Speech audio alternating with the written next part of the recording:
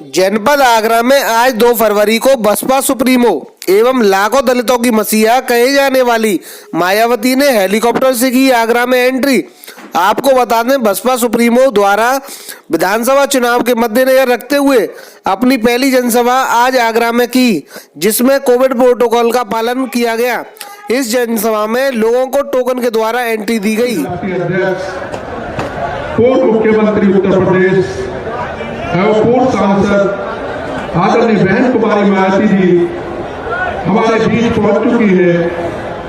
आदरणीय बहन जी के पहुंचने पर आगरा मंडल बहुजन समाज पार्टी यूनिट व सर्व समाज के भाई बहने इस कांग्रेस पार्टी की सरकार ने इन वर्गों के मसीहा व भारतीय संविधान के मूल निर्माता परम पूज्य बाबा साहब डॉक्टर भीमराव अम्बेडकर को भारत रत्न की उपाधि से भी सम्मानित नहीं किया था, जिसके लिए वो हर प्रकार से पात्र भी थे। इतना ही नहीं बल्कि इनके मूवमेंट को आगे बढ़ाने के लिए अपनी पूरी जिंदगी समर्पित करने वाले मान्यवर श्री कांशीराम जी के देहांत होने पर भी केंद्र में उस समय इसी कांग्रेस पार्टी की रही सरकार ने उनके सम्मान में एक दिन के लिए भी राष्ट्रीय शोक घोषित नहीं किया था, तथा न ही इस पार्टी की रही सरकार ने पिछड़े वर्ग की आरक्षण संबंधी मंडल कमीशन की रिपोर्ट को भी लागू किया था, जिसे फिर बीएसपी ने अपने कड़े संघर्ष व अथक प्रयासों से केंद्र में रही श्री बीपी सिंह की सरकार से ही लागू करवाया था। साथ ही इसी सरकार में ही बाबा साहब डॉक्टर भीमराव अम्बेडकर को भी भारत रत्न की उपाधि से सम्मानित किया गया था, जो इनके अपार अनुयायियों की बरसों से ये दिली चाहत भी थी। लेकिन अब केंद्र व अधिकांश राज्यों की भी सत्ता से बाहर होने के बाद यही कांग्रेस पार्टी खासकर दलितों, आदिवासियों व अन्य पिछड़े वर्गों के वोटों की खातिर आए दिन किस्म किस्म की नाटकबाजी करती रहती है। जबकि कहती हूँ कि जब पदोन्नति में आरक्षण को लेकर तो पार्लियामेंट में बिल आया तो यही समाजवादी पार्टी थी जिसने इस बिल को फाड़ दिया था और इस बिल को पास नहीं होने दिया, ताकि जो दलित वर्ग के लोग हैं उनको पदोन्नति में आरक्षण की सुविधा न मिल सके। ये समाजवादी पार्टी का कैरेक्टर है, चाल चरित्र है। इसे को ही लागू करने पर टिकी रही है, जिससे प्रभावित एवं शिकार हुए लोगों का इस सरकार में सही से विकास व उत्थान आदि नहीं हो सका है। साथ ही इनका हर स्तर पर काफी ज्यादा उत्पीड़न भी किया गया है। धर्म के नाम पर हमेशा यहाँ तनाव व नफरत आदि का वातावरण ही बना रहा है। ये किसी से छिपा नहीं है। प्रदेश में हर प्रकार के अपराध भी काफी ज्यादा बढ़े हैं। खासकर दलित व महिलाएं भी इस सरकार में कतई भी सुरक्षित नहीं रही हैं।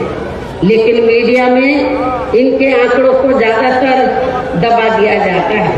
आपके आगरा में तो इतना बुरा हाल है दलितों का कि पुलिस की आयोग के नाम व स्वरूप आदि बदलकर अब विरोधी पार्टियों की सरकारें उन्हीं को ही भुनाने में लगी है।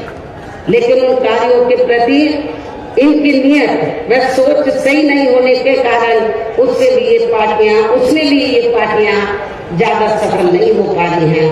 इन्हीं जरूरी बातों के साथ ही मेरा यही कहना है कि आप लोगों को इस चुनाव में अपने हित व कल्याण के लिए या फिर से यूपी में बीएसपी की सर्व जन हिताय व सर्व जन सुखाय की नीतियों पर आधारित सरकार बनाना बहुत जरूरी है। और इसके लिए पार्टी के लोगों को, इसके लिए बीएसपी के लोगों को वोट पड़ने वाले दिन कोरोना नियमों का पालन करते हुए सबसे पहले सुबह उठते ही व समय से अपने अपने पोलिंग बूथों पर अपना वोट डालने के लिए जाना है। वोट वाले दिन याद रखो, बहुजन समाज पार्टी के लोगों, जो बीमार हैं, बुजुर्ग हैं, उनको छोड़कर जो बाकी लोगों को उस दिन आप लोगों को उपवास रखना है। कब तक? जब तक आप लोग अपने अपने पोलिंग बूथों पर वोट डालकर अपने घरों में वापस नहीं आ जाते। और इस मामले में हमारी जो महिलाएं हैं वो भी पीछे नहीं रहेंगी, ये भी मैं बताना चाहती हूँ। तो सुबह उठते ही सबसे पहले अपने अपने पोलिंग बूथों पर आप लोगों को वोट डालने के लिए जरूर जाना है। इसके साथ ही आपका वोट अन्य कोई व्यक्ति डाल न सके, इसका भी आप लोगों को खुद ही ध्यान रखना है। इसके साथ साथ अपनी पार्टी का कोई भी वोट पड़ने से ना रह जाए, तो उसका भी पार्टी की हर पोलिंग बूथ की कमेटी को विशेष ध्यान रखना है। और अब अंत में मेरी बीएसपी के लोगों से यही अपील है कि पार्टी ने या आपके क्षेत्र में, आपके आगरा मंडल में जिन भी विधानसभा की सीटों पर अपने उम्मीदवारों को चुनाव के मैदान में उतारा है, जो यहाँ आपके बीच में मौजूद भी हैं। हमारे आगरा मंडल के जो प्रत्याशी हैं, तो जहाँ जहाँ से भी वो चुनाव लड़े हैं, तो जिनको हमने चुनाव के मैदान में उतारा है, ये आपके सामने जो स्टेज बना है, आपके बीच में यहाँ खड़े हुए हैं और आप लोगों से वोट की अपील कर रहे हैं। और बीएसपी के जो ये उम्मीदवार हैं, तो इनको जिताने के लिए आप लोगों से अपील कर रहे हैं, जो यहाँ आपके बीच में मौजूद हैं। तो उन्हें आप लोगों को वोट वाले दिन अपनी पार्टी के हाथी चुनाव चिन्ह के सामने वाले बटन को दबा के जरूर जिताना है। बीएसपी का चुनाव चिन्ह क्या? हाथी। और आपकी आबादी हाथी की तरह विशाल है। आप लोगों को अपनी विशाल आबादी को ध्यान में रखकर, आपका वोट बहुत ज्यादा है, आप लोगों को हाथी चुनाव चिन्ह के सामने वाले बटन को दबाकर इनको जरूर कामयाब बनाना है।